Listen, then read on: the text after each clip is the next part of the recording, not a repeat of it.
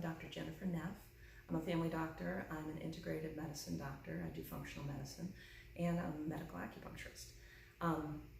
It's my intention to do a series of short videos to try to communicate some different ways of thinking about food, because food is a really interesting and sometimes painful subject for people.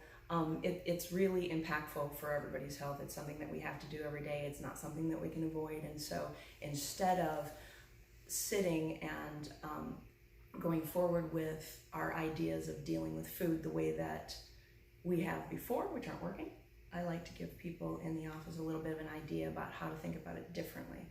And so many of these are little teeny snippets of talks that I give to people in the office. I've been doing family medicine for about 21 years, and I have a little bit of time in the office to educate, and so I try and make it as impactful as possible. The first thing I want to talk about is food as fuel. Now, we have kind of grown up with some interesting myths and traumas regarding food. Like, so people have that, oh, I need to be part of the Clean Plate Club, I need to eat everything on my plate, I need to eat breakfast, lunch, and dinner, or I need to eat breakfast, lunch, and dinner and snacks, or everybody's got a different idea about how they're supposed to eat. Good eating, bad eating, and it kind of sets you up for a little bit of emotional failure, because when you are worried about doing the right thing, then you're coming at it from a different place. So to bring a little bit more awareness of the idea of why we eat and what we eat and how we eat. Food is fuel. What I tell my patients is, you do not have to eat 3 meals a day if you're not working in the fields.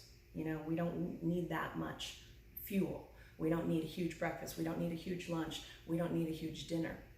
And some people really, they have it in their minds that they have to do that. The other thing is, on the subject of food as fuel, it doesn't always have to be the best meal you've ever had. It doesn't have to be the best tasting thing you've ever had. It doesn't have to be the thing that you take a picture of and put it on Facebook or Instagram. What it has to be is fuel, okay? So when I sit and I talk about, well, what do? It is not uncommon when I am hungry in the morning and need to fuel myself to get to the office, to start my day, that I will eat a hard-boiled egg, and if there's salt, I'll put salt on it, but sometimes that doesn't taste very good. But hey, it's fuel, right? So you think about food in a very different way. I'm not traumatized because I didn't have a great breakfast, at my favorite place, but I am happy that at least I thought to fuel myself so that I can go forward for my day, and that is a nice little way of thinking about things, okay? So your rules about food, let's think about them in a different way. Let's talk about Clean Plate Club. So the Clean Plate Club is your mom or your grandma or whoever who's watching you eat as a kid saying, you need to clean that plate. And if you don't clean that plate, there's starving people somewhere who are not eating that food, and you should feel guilty and finish the whole thing. Well, hey, guess what? That's how big your stomach is. Everybody's stomach is as big as their 2 hands. And if you eat more than that, then you're bringing your stomach to this size or this size. And then the next time you eat, in order to feel full, you're gonna have to fill it with that much food. And so keeping that in mind, it is no wonder why people get fluffy, right? So if I completely gorged myself because the plate was big, and plates are bigger nowadays. If I finish the whole plate, I'm a member of the Clean Plate Club, yay, I get a gold star, but also I'm uncomfortably full, and I'm going to continue to make myself uncomfortably full in perpetuity. That's another thing to think about. So snacks. Okay, the reason why Americans are fluffy,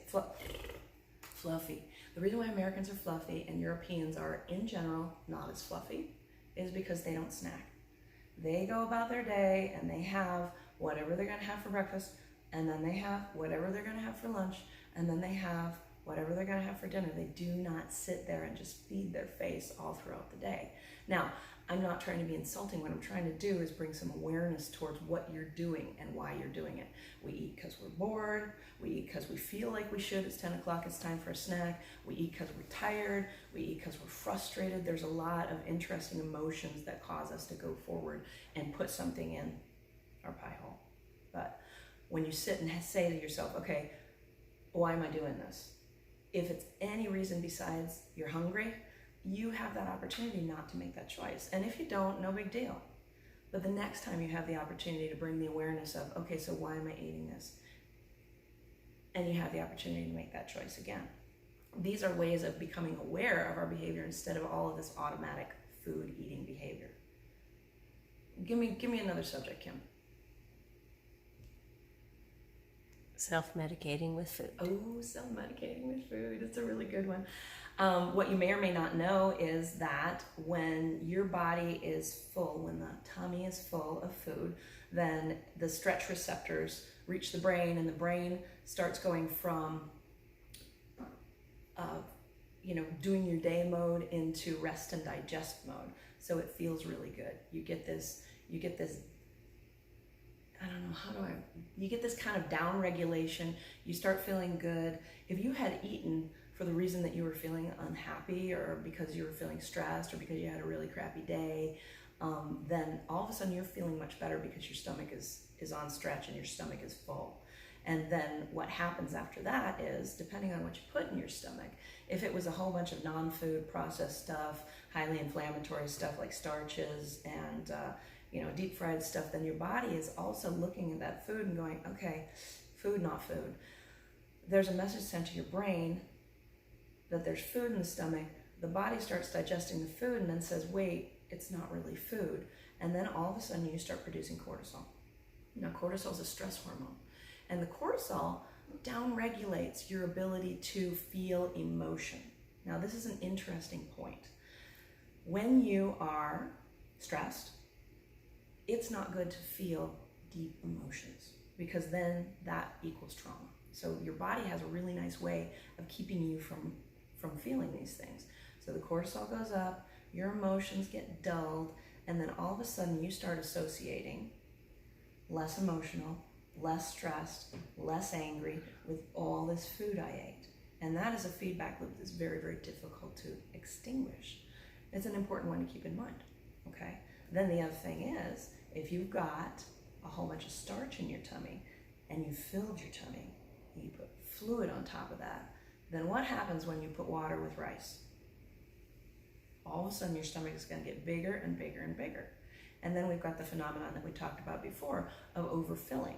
So I know I'm running a little bit long. I can finish this in another video, but I wanted to kind of touch on that. And I wanted you to think about it when you are eating for sport eating, or when you're eating because you're emotional. That's called self-medication in the medical field. And I want you to sit and take a second thought about that. And even if you can't make a different decision on that day, maybe you can start thinking about that for the future.